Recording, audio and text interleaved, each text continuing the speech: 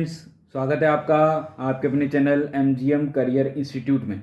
जैसा कि आपको पता है, हमारा जो टॉपिक है वो है कार्बोनाइल कंपाउंड, जिसके अंदर हम method of preparation of carbonyl compound की बात कर रहे हैं। तो कंटिन्यू करने से पहले अगर आपने हमारे चैनल को सब्सक्राइब नहीं किया है तो अभी सब्सक्राइब कर दें और बेल आइकन को प्रेस करना ना भूलें, ताकि आपको हमारे डेली लाइव लेक्चर्स का नोटिफिकेशन सबसे पहले मिले और आप अपनी स्टडी को कंटिन्यू कर पाएं। तो चलिए स्टार्ट करते हैं। मेथड ऑफ प्रिपरेशन के अंदर मेथड नंबर 11 पे हम आ पहुंचे हैं, जिसका नाम है फ्रॉम डाइबेलेज। डाइबेलेज जो है वो मेनली एल्कोहल फिनॉल का पार्ट है, जिसको हम एल्कोहल फिनॉल के अंदर कन्वर्ट करेंगे या उसको आगे वहां पे कंप्लीट स्टडी करेंगे। तो यहां पर मैं बता देता हूं, डाइबेलेज जो होता है वो पार्शियल रिडक्शन करता है। क्या करता है भाई? Partial reduction. लाइक जैसे अगर आपको RCOCl दिया गया है, ठीक है, एसिड क्लोराइड दिया गया है, और इसका डाइबेलेज जो है वो क्या कर देता है? पार्शियल रिडक्शन कर देता है। डाइबेलेज means di isobutyl aluminium hydride, जिसका स्ट्रक्चर कैसा होता है भाई?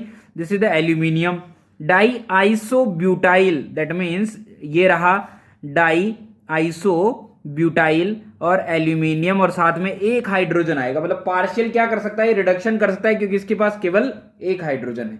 क्लियर है? तो क्या होगा, यहां से ये Cl को हटा देगा और बना देगा एक कार्बोनाइल कंपाउंड। बोलो बनाएगा कि नहीं बनाएगा?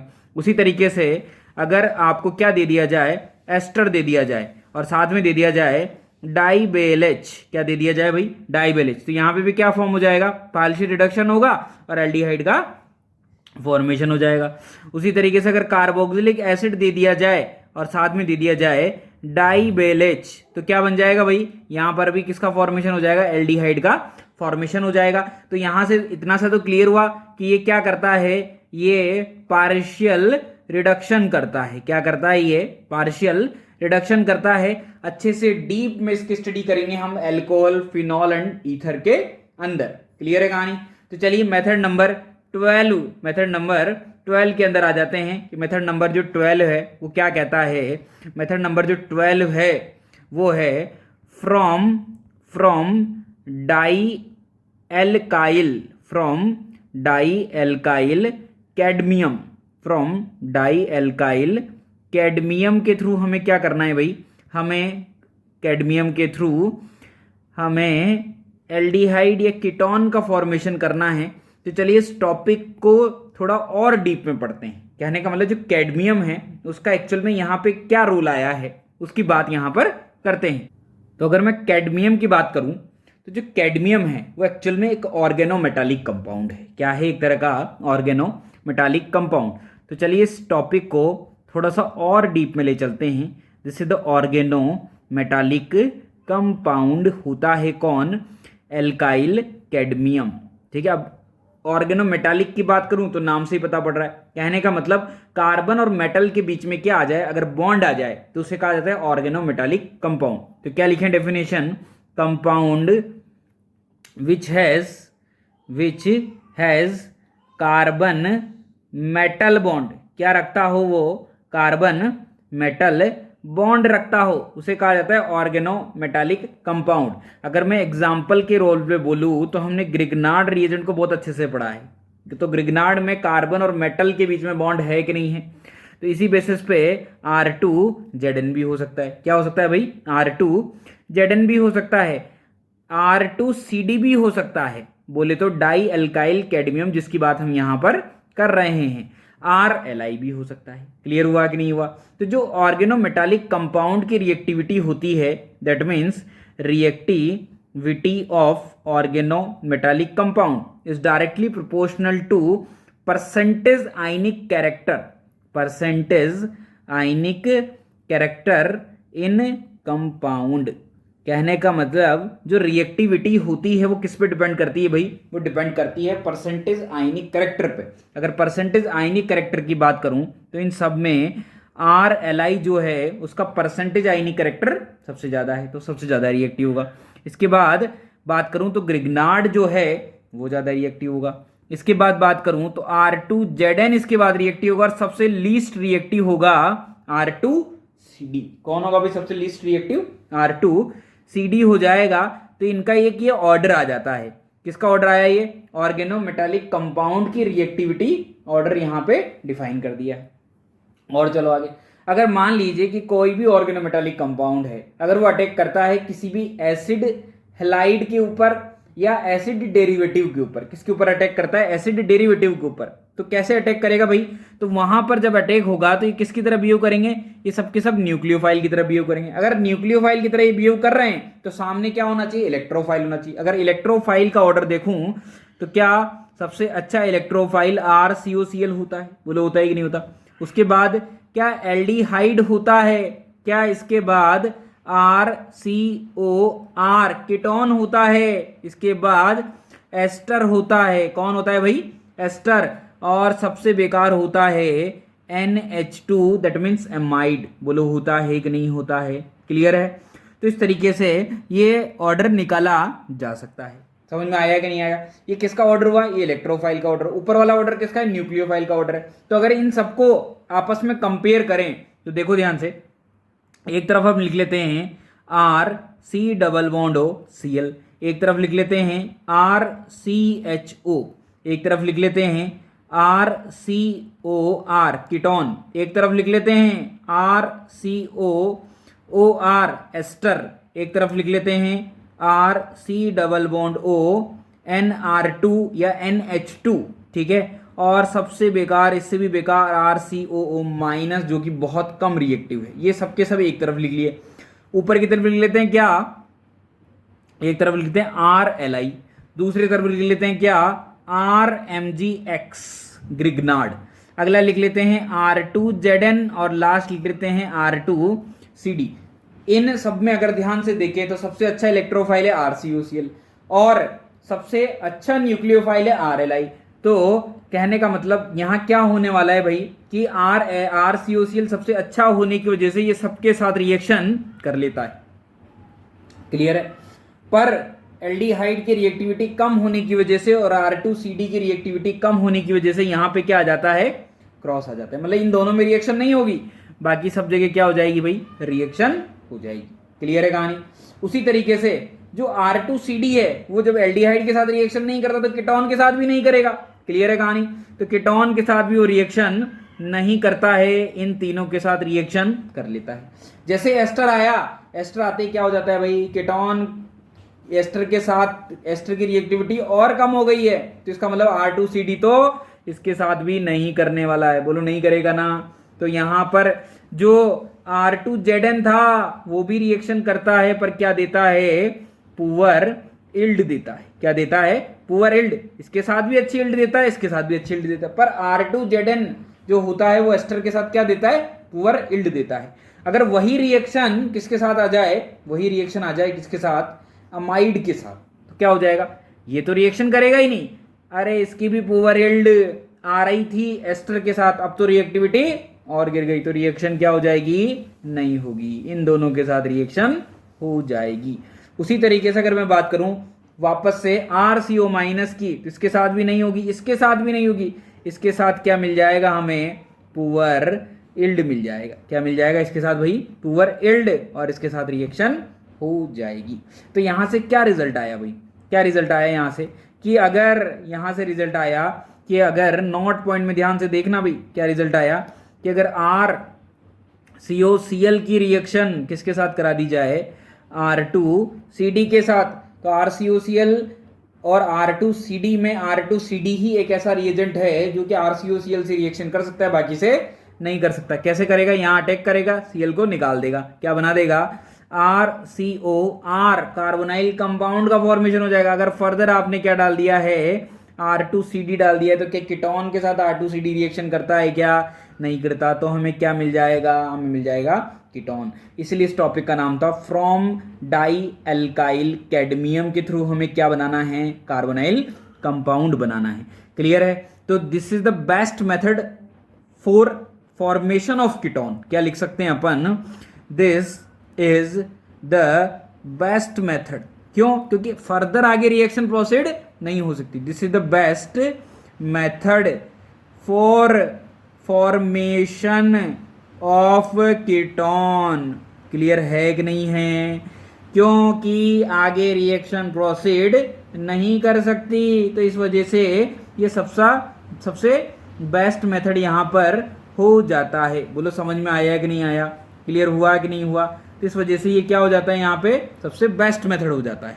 तो चलिए आगे बढ़ते हैं नेक्स्ट मेथड की तरफ। मेथड नंबर हम 12 को ख़त्म करके आप पहुँचे हैं मेथड नंबर 13 के ऊपर। मेथड नंबर 13 में क्या बात की गई है, देखो ध्यान से। मेथड नंबर 13, मेथड नंबर जो 13 है वो है फ्रॉम बीटा कीटो एसिड।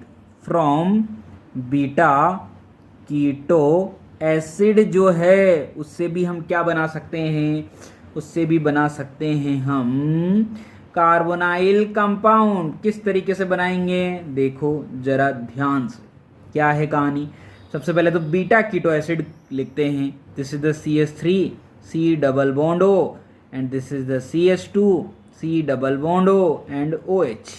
ठीक है, this is the beta keto acid. कैसे पता लगाया भाई, this is the alpha, this is the beta. क्या बीटा पे कीटोन आ रहा है कि नहीं आ रहा है, तो इसका नाम है बीटा कीटो एसिड। इसको क्या कर दिया जाए, अगर इसको हीट कर दिया जाए, क्या कर दिया जाए भाई, इसको हीट कर दिया जाए तो यहाँ से जो आपको ये CO2 दिखाई दे रहा है ये निकल जाएगा, और CO2 निकलेगा तो किसका फॉर्मेशन हो जाएगा, CH3 C double bond O CH3 का फॉर्मेशन हो जाएगा। बोलो होगा कि नहीं होगा। अरे किस तरीके से हुआ ये, इसका जान लेते हैं मैकेनिज्म, क्या होता है इसके अंदर। तो देखो ध्यान से, सबसे पहले मैं जो बीटा कीटो एसिड है इसको लिखने वाला हूँ कुछ इस तरीके से कि ये CH2, ये C, ये O, ये H, ये डबल बॉन्ड O। बोलो है कि नहीं है। क्या ये वाला जो कार्बन है, क्या ये अल्फा है, क्या ये बीटा है, क्या इसे बीटा कीटो एसिड नाम दिया गया है कि नहीं दिया गया। जैसे इसको हम हीट करेंगे, क्या करेंगे, इसको हीट करेंगे, हीट करते ये बॉन्ड यहाँ से यहाँ, ये बॉन्ड यहाँ से यहाँ, ये बॉन्ड यहाँ से यहाँ, और ये इसके साथ कनेक्ट हो जाएगा। बोलो होगा कि नहीं होगा। किस तरीके से एक ट्रांजिशन स्टेट बन जाएगी कि नहीं बन जाएगी, किस तरीके से बनेगी ट्रांजिशन स्टेट कि CH3C यहाँ पे सिंगल बॉन्ड टूट चुका है, डॉट डॉट बन चुका है। क्या यहाँ पे एक और डबल बॉन्ड आ जाएगा कि नहीं आ जाएगा, क्लियर है। यहाँ पे भी H आ जाएगा कि नहीं आ जाएगा। अरे ये बॉन्ड टूट जाएगा कि नहीं टूट जाएगा, ये भी क्या बन जाएगा कि नहीं बन जाएगा, C डबल बॉन्ड O बन जाएगा कि नहीं बन जाएगा, ये भी बॉन्ड ब्रेक हो जाएगा। बोलो होगा कि नहीं होगा। तो अगर मैं देखूँ ध्यान से तो क्या लिख सकते हैं यहाँ पे कि ये बॉन्ड जो है, ये वाला बॉन्ड ये तो फॉर्म हो रहा है, ये वाला क्या हो रहा है, ब्रेक हो रहा है। ये वाला क्या हो रहा है, फॉर्म हो रहा है, ये वाला ब्रेक हो रहा है। ये वाला क्या हो रहा है, फॉर्म हो रहा है, ये वाला ब्रेक हो रहा है। तो ब्रेक फॉर्म करके क्या एक 6 मेंबर साइक्लिक ट्रांजिशन स्टेट आपको बनती हुई नजर आ रही कि नहीं आ रही। फाइनली क्या होगा भाई, यहाँ से ये CO2 जो है वो रिलीज हो जाएगा। अगर ये रिलीज हो गया तो क्या बनने वाला है, देखो ध्यान से। जैसे CO2 निकलेगा, निकलते ही क्या बना लेगा, this is the CH3, this is the C। बोलो है कि नहीं है। C के साथ OH आ जाएगा ऊपर, और इधर आ जाएगा डबल बॉन्ड CH2। क्या ये एक इनॉल फॉर्म बन गई कि नहीं बन गई। इनॉल फॉर्म का क्या होगा, टोटोमेरिज्म होगा। टोटोमेरिज्म होते ही क्या बन जाएगा, CH3C double bond O CH3। बोलो कीटोन का फॉर्मेशन हो जाएगा कि नहीं हो जाएगा। तो इस तरीके से हमें क्या मिल जाता है भाई, कीटोन मिल जाता है। तो अगर इसके कुछ एग्जाम्पल्स ले लें तो क्या एग्जाम्पल लिए जा सकते हैं कि CH3C डबल बॉन्ड O, इधर से क्या आ जाएगा, यहाँ पे आ जाएगा क्या, CH2COOR, और हमें दे दिया गया है क्या, पहले में H3O प्लस वाटर, और सेकंड में क्या दे दिया गया है, हीट। क्या होगा बताओ। सबसे पहले एस्टर जो है उसका हाइड्रोलिसिस होगा तो किस में कन्वर्ट हो जाएगा, वो एसिड में कन्वर्ट हो जाएगा। दैट मीन्स वो C double bond O CH2COOH बन जाएगा। फर्दर इसको क्या करेंगे, हम हीट करेंगे तो CO2 निकल जाएगा और बन जाएगा CH3C double bond O CH3। बोलो बनेगा कि नहीं बनेगा।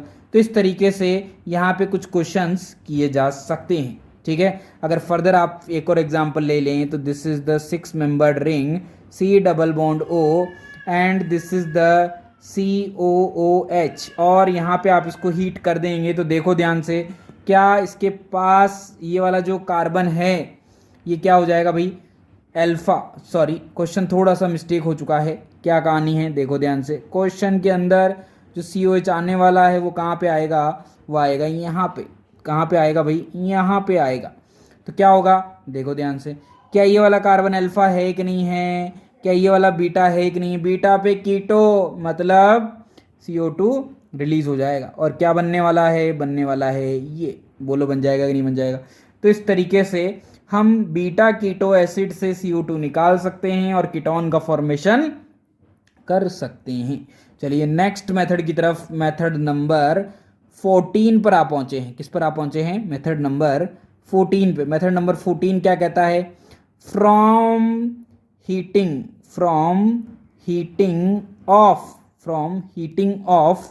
1,6 और 1,7 डाइकार्बोक्सिलिक एसिड। अगर कोई भी डाइकार्बोक्सिलिक एसिड हो जो कि कैसा हो, 1,6 हो या 1,7 हो, अगर उसको क्या कर दिया जाए, हीट कर दिया जाए, तो भी क्या मिल जाएगा हमें मिल जाएगा कार्बोनाइल कंपाउंड। किस तरीके से, देखो ध्यान से, ये रहा CH2 COOH, CH2 CH2 COOH, और इसको क्या कर दिया जाए, हीट कर दिया जाए। पहले चेक करिए कैसा है ये, देखो ध्यान से। अगर ध्यान से देखें तो इसको 1 दे सकते हैं, इसको 2 दे सकते हैं, इसको 3 दे सकते हैं, इसको 4, इसको 5, इसको 6। क्या ये 1,6 डाइकार्बोक्सिलिक एसिड है कि नहीं है। अगर ये 1,6 डाइकार्बोक्सिलिक एसिड है तो चलिए इसको हीट करते हैं, किसके साथ, इसके मैकेनिज्म के साथ। किसके साथ इसको हीट करते हैं भाई, इसके मैकेनिज्म के साथ। अगर इसके मैकेनिज्म के साथ इसको हीट करेंगे तो देखो ध्यान से इसका मैकेनिज्म कैसा होगा। ये रहा COOH और साथ में ये है क्या, ये है COOH बोलो है कि नहीं है। 1 2 3 4 5 एंड 6 बोलो आया कि नहीं आया। अगर इसको क्या कर दिया जाए, हीट कर दिया जाए, क्या कर दिया जाए इसको, हीट। जैसे ही हीट करेंगे तो ये प्रोटॉन एक्सचेंज होगा। सबसे पहले तो क्या हो जाएगा भाई, प्रोटॉन एक्सचेंज हो जाएगा। और प्रोटॉन एक्सचेंज हो के क्या बनने वाला है, यहाँ पे COO माइनस बन जाएगा। और साथ में बन जाएगा क्या, साथ में बन जाएगा ये कि यहाँ पे C डबल बॉन्ड OH यहाँ आ जाएगा, प्लस इस पे आ जाएगा, ये OH बन जाएगा। बोलो बनेगा कि नहीं बनेगा। अगली स्टेप में क्या होने वाला है भाई, अगली स्टेप में ये जो है यहाँ से यहाँ, तो क्या CO2 रिलीज होगा कि नहीं होगा। तो ये बॉन्ड यहाँ से यहाँ और ये इस पे अटैक करेगा और बॉन्ड शिफ्ट हो जाएगा। तो यहाँ से क्या फ्री हो गया भाई, CO2 फ्री हो गया। और ये वाला जो कार्बन था ये किस पे आ गया है, ये आ गया है इस कार्बन पे। तो 1 2 3 4 5 मेंबर की रिंग बनती हुई आपको नजर आएगी कि नहीं आएगी, कि यहाँ पे भी OH, यहाँ पे भी OH। क्या एक कार्बन पे 2 OH अनस्टेबल होते हैं, क्या क्या बाहर निकल जाएगा, वाटर बाहर निकल जाएगा और बन जाएगा क्या, कीटोन। उसी तरीके से अगर हम क्या ले लेते, 7 मेंबर का कार्बोक्सिलिक एसिड ले लेते, लाइक ऐसा कुछ कि हम ले लेते C डबल बॉन्ड OH, साथ में हम ले लेते क्या, C double bond OH। That means यहाँ पे क्या हो जाएगा भाई, कितने कार्बन है देखो जरा, 1 2 3 4 5 6 और 7 की रिंग ले लेते, क्या बन जाता है यहाँ पे, एक तो निकल जाता CO2, साथ में निकल जाता H2O और 6 मेंबर का क्या बन जाएगा यहाँ पे, कीटोन बन जाएगा। बोलो बनेगा कि नहीं बनेगा। क्या ये समझ में आया कि नहीं आया। तो इस तरीके से जो मेथड ऑफ प्रिपरेशन थे किसके, कार्बोनाइल कंपाउंड के, वो पूरी तरीके से क्या हो जाते हैं, वो कंप्लीट हो जाते हैं। क्या हो जाते हैं, वो पूरी तरीके से कंप्लीट हो जाते हैं। अब इसी के साथ हम आगे बढ़ेंगे किसकी तरफ, केमिकल रिएक्शन की तरफ।